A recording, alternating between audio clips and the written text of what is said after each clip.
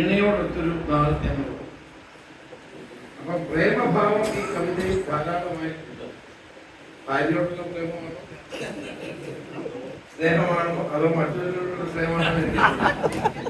ഏതായാലും സ്നേഹത്തിന്റെയും ഭാര്യയോടൊരു ഭാര്യയുടെ ചിരികണ്ടിന്റെ ഭാര്യയോടുള്ള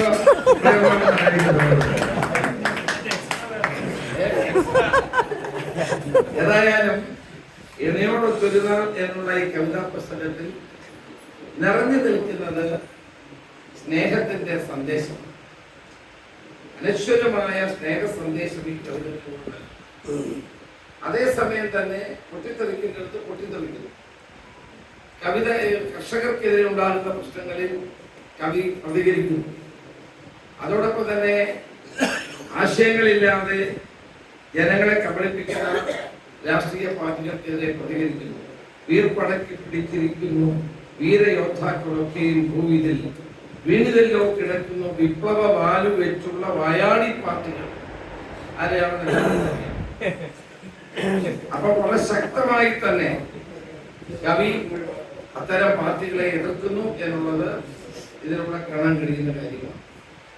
അതോടൊപ്പം തന്നെ കർഷകരെ പറ്റി, കർഷകർ അനുഭവിക്കുന്ന പ്രയാസങ്ങൾ കാണാത്തതിനെ പറ്റി അത് എഴുതുന്നുണ്ട്. അറിയേണ്ടിരിക്കുന്നൊന്നും അറിയേണ്ടതില്ല, ഞാൻ അറിയുന്നു ഞാൻ വിശപ്പ് മാത്രം. അടരാടുവാനായി തിരിക്കുന്നു കർഷകർ, അതിലെന്ത് നേട്ടമെന്ന് നോക്കാം. അപ്പൊ കർഷകർ അനുഭവിക്കുന്ന പ്രയാസങ്ങൾ, അവർ നടത്തുന്ന കർഷക സമരം, അതെല്ലാം ഈ കവിതകളിൽ പ്രതിപാദിക്കുന്ന ഒരു കാര്യമാണ്. അപ്പൊ അങ്ങനെ ഓരോ ഭാവങ്ങൾ, സമൂഹത്തെ ഇന്ന് മതിക്കുന്ന നിരവധിയായ വിഷയങ്ങൾ ഭംഗിയായി രുദ്രൻ വാര്യത്ത് ഇത് അവതരിപ്പിക്കുന്നുണ്ട്. ആ കവിത സമാഹാരമാണ്, നിങ്ങൾ എല്ലാവരും വായിക്കണം. വളരെ എളുപ്പത്തിൽ വായിക്കാവുന്ന, ഇപ്പൊ ഞാൻ ഇവിടുന്നോട് വായിച്ചത്, അതുകൊണ്ട് കൂടുതൽ നമ്മൾ കഷ്ടപ്പെടേണ്ട ആവശ്യമില്ല. അപ്പം നമുക്ക് പെട്ടെന്ന് വായിച്ച് മനസ്സിലാക്കാൻ കഴിയുന്ന കവിതകളാണ് അത്. അതുകൊണ്ട് അദ്ദേഹത്തിന്റെ ഈ കവിതകൾ ഓരോന്നും വ്യത്യസ്ത ഭാവത്തിലുള്ളതാണ്. ഇപ്പൊ രാമനെ കാണുന്ന ഒരു കവിതയുണ്ട്, അല്ലേ? രാമനെ കാണുന്ന ഒരു കവിതയുണ്ട്, ഇണയോടൊപ്പം ഇരിക്കുന്ന ഒരു കവിതയുണ്ട്. അങ്ങനെ ഓരോന്നിനും സ്മൃതി പർവം, എന്റെ മതം. അപ്പൊ ഇതെല്ലാം അദ്ദേഹത്തിന്റെ മതത്തെ പറ്റിയുള്ള അദ്ദേഹത്തിന്റെ കാഴ്ചപ്പാട് വളരെ ശക്തമാണ്. ശ്രീനാരായണ ഗുരുദേവൻ ജാതിഭേദം മതദ്വേഷം ഏതുമില്ലാതെ എല്ലാവരും സഹോദരത്തേന് വാഴുന്ന ഒരു മാതൃകാ സ്ഥാപനത്തെ പറ്റിയാണ് ശ്രീനാരായണ ഗുരുദേവൻ സ്വപ്നം കണ്ടത്. അതിന്റെ അംശം ഉൾക്കൊണ്ടുകൊണ്ടാണ് എന്റെ മതം എന്ന അദ്ദേഹത്തിന്റെ ഈ കവിത.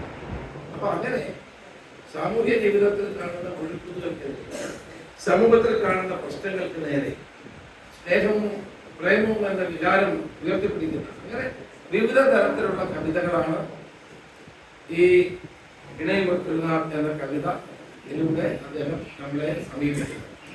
ഈ കവിയുടെ ഈ പ്രയത്നത്തെ ഞാൻ അഭിനന്ദിക്കുന്നു. ഇനിയും കൂടുതൽ പുസ്തകം അദ്ദേഹത്തിന് രചിക്കാൻ കഴിയട്ടെ എന്നാണ് എനിക്ക് പറയാവുന്നത്. ഇത് ശ്രേഷ്ഠാബുക്സാണ് ഇറക്കിയത്. ശ്രേഷ്ഠാബുക്സ് എൻ്റെ മകൻ ഡോക്ടറാണ്, പക്ഷെ എന്നാലും അവൻ എഴുതുന്ന ഒരാളാണ്. അവൻ്റെ 2 പുസ്തകം പ്രസിദ്ധീകരിച്ചു. അവര് ഉണ്ടാക്കിയ പ്രസിദ്ധീകരണ ശാലയാണ് ശ്രേഷ്ഠാബുക്സ്. 200 പുസ്തകങ്ങൾക്കപ്പുറം അവർ പ്രസിദ്ധീകരിച്ചു കഴിഞ്ഞു. ഡോക്ടർ രോഹിത് ചെന്നിത്തല എന്നാണ് അവരുടെ പേര്. അപ്പൊ അവര് എഴുതുന്ന പുസ്തകങ്ങൾ, അവര് ഇറക്കുന്ന പുസ്തകം, അവര് സ്വാതന്ത്ര്യ സമര സേനാനികളെ പറ്റി ഒരു പുസ്തകം, ഇംഗ്ലീഷ് മലയാളം എഴുതാൻ അറിയില്ലെന്നാണ് പുസ്തകം, ഇംഗ്ലീഷിലാണ് എഴുതുന്നത്. പിന്നെ അത് ട്രാൻസ്ലേറ്റ് ചെയ്ത് കൊടുത്തോണ്ടിരിക്കുക. പഠിച്ച ഡൽഹിയിലായതുകൊണ്ട് മലയാളം പറയാൻ അറിയും, പക്ഷെ എഴുതാൻ അറിയില്ല. ഇംഗ്ലീഷ് എഴുതിയിട്ട് പിന്നെ അത് വിവർത്തനം ചെയ്യുക. അപ്പൊ മലയാളം പഠിപ്പിക്കുന്നുണ്ട് ഒരു അധ്യാപകനെ.